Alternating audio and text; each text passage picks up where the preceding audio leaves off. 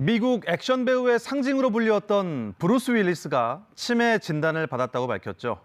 또 영화 토르의 크리스 햄스워스도 알츠하이머 유전자를 발견했다며 활동을 중단했습니다. 전 세계 치매 환자는 약 5천만 명에 달하고 이 케어, 돌봄에 대한 사회적 고민, 선진국 역시 깊다고 합니다. 오늘은 영국 킹스 칼리지 런던 의대 K조 교수님과 얘기를 나눠보도록 하겠습니다. 네, 교수님, 이 치매, 그러니까 노화에 따른 질병으로 알고 있는데요. 크리스 햄스워스처럼 젊은 배우도 유전자 검사로 조기 발견하는 게 가능한 것인지, 그러니까 유전과 어느 정도 치매가 관련이 있는지가 궁금합니다. 네, 이제 알츠하이머 병이 보통 이제 치매를 대부분 유발을 시키고요. 그중에 이제 그 아포E4라는 유전자가 이제 그 알츠하이머 병을 유발시키는 유전자 중에 하나인데, 그런 경우는 이 아포이라는 그 유전자를 우리가 빨리 발견해서 치매 조기 진단을 할 수가 있습니다. 이 아포이라는 것은 이제 주로 아밀로이드 베타라는 단백질을 그 뇌 안에 축적시키고 그걸 이제 독성을 유발시키는 그런 단백질을 알고 있습니다. 그래서 이러한 그 유전자라면 이제 가능한데, 문제는 반드시 이런 유전자가 있다 하더라도 발병되지 않는 사례도 다수 보고가 되고 있습니다. 따라서 그냥 유전자에만 의존한다는 것은 좀 이르지 않을까. 더 중요한 것은 그 치매의 원인이 되는 어떤 병리 생리적 어떤 원인을 좀 더 밝혀내는 것도 중요할 거라고 생각합니다. 그렇군요. 그런데 뭐 예방은 물론이고요. 치매를 조기에 발견을 하더라도 치매 치료 사실상 어려운 거 아닙니까? 네, 어렵죠. 주로 그래서 그 조기 예방을 하는 것이 중요하고, 또 어떤 관리를 하는 것이 이제 중요하다고 이제 보통 생각을 하는데, 많은 시청자들 분들께서 아마 궁금해하실 거예요. 과연 그러면 우리가 어떻게 관리를 해야 되는지. 단순히 우리가 이제 생각을 해보면 이 뇌라는 그 기관을 좀 이렇게 좀 들여다볼 필요가 있습니다. 인체 그 장기 중에서 가장 산소를 많이 필요로 하는 것이 이제 뇌인데, 그러면 뇌에 산소를 많이 공급하기 위해서는 무엇이 필요할 것인가? 그런 그 측면을 보면은 예를 들면 심혈관이라든가 폐기능, 심폐기능, 뭐 고혈압 이런 것들이 이제 위험군에 속할 수가 있죠. 따라서 이런 그 복합적인 병의 원인을 치료해 준다면 치매 예방에 많은 도움이 될 수 있을 것 같습니다.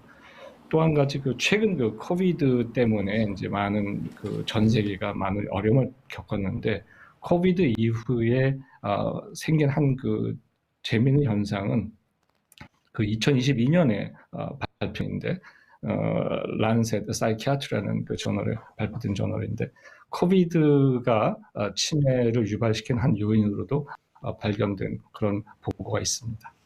아, 그렇군요. 전 세계적으로 보면 치매 환자가 5천만 명이고 국내에도 54만 명이 넘습니다. 환자는 물론이고 그 가족들을 위한 돌봄, 이 케어에 대한 사회적 고민도 정말 깊은데요.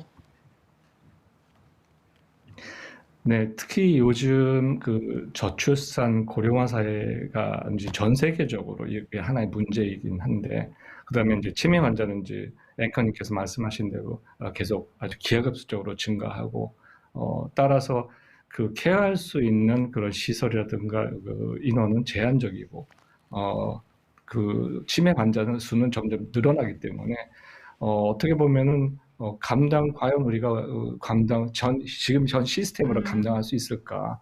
그런 그 고민을 많이 할 겁니다. 따라서 우리가 앞으로는 그냥 기존에 있는 그 인력이라든가 이런 시설에만 의존하는 것이 아니라 새로운 그 어떤 그 돌파구를 이제 마련해야 되지 않을까. 예를 들자면은 뭐 지금 그 스마트폰이 이제 전 세계적으로 뭐 누구나 다 많이 사용하고 있는 그런 스마트폰 그 플랫폼도 있고, 또 하나는 요즘 그 디지털 기술, 특히 그 AI라든가 이런 그 AI 기반을 둔 어떤 그 시스템을 이용을 해서 케어에 어떤 도움을 주는 것이 가장 필요하다고 생각을 합니다. 또 한 가지 그 중요한 것은 그 보통 치매가 발생을 하면 뭐 지금 현재는 어떤 치료가 이제 불가능하기 때문에 어떻게든지 증상을 완화하거나 아니면 그런 증상이 빨리 진행되지 않도록 그런 노력을 많이 하고 있습니다. 특히 특히 이제 어떤 건강 관리라든가 이런 부분이 이제 아주 중요한 부분이 될 수 있을 것 같습니다. 이 치매가 계속 진행이 되면 요양병원을 찾는 경우가 많잖아요. 그런데 어떻습니까? 영국에서는 환자의 생활 환경을 바꾸지 않는 것이 더 좋다. 이런 연구 결과가 나왔다면서요. 네. 그 치매라는 것은 그 새로운 것에 익숙해지지 않는 것이 하나의 특징입니다. 따라서 어떤 새로운 환경에 그 환자가 접하게 된다면 많은 그 심리적인 부담이라든가 스트레스를 이제 받기 때문에 증상에 큰 도움이 되지 않습니다. 그래서 영국에서 요즘의 트렌드는 예를 들면 그 치매 환자가 집에서 치료를 받을 것인지 아니면 요양병원에서 치료를 받을 것인지에 대한 어떤 그런 그 선택지도 있고, 또 한 가지는 그 요양병원에서도 예를 들자면 자기가 생활하거든 가장 익숙했던 물건들을 그 요양병원에 갖고 들어와서 함께 그 생활하는 공간에 걸도없는 그런 그 시스템도, 그런 그 서비스도 이제 제공을 합니다. 이게 왜 중요하냐면 그 특히 이제 고령화가 되고 이제 그 치매 증상을 이제 앓기 시작을 하면 가장 중요한 것은 자기가 속해 있던 사회로부터 이제 그 제한적인 그 시간이 자꾸 온다는 거죠. 예를 들면 자기가 생활했던 공간으로부터 새로운 공간으로 이동한다면 그 익숙했던 공간은 이제 거의 없고, 자기가 익숙해질 수 있는 공간은 결국은 자기가 갖고 있는 어떤 개인 소지품이라든가 자기의 어떤 뭐 예를 들면 의자라든가 아니면 어떤 뭐 그 개인 액세서리라든가 이런 것이 이제 가장 큰 도움이 된다고 합니다.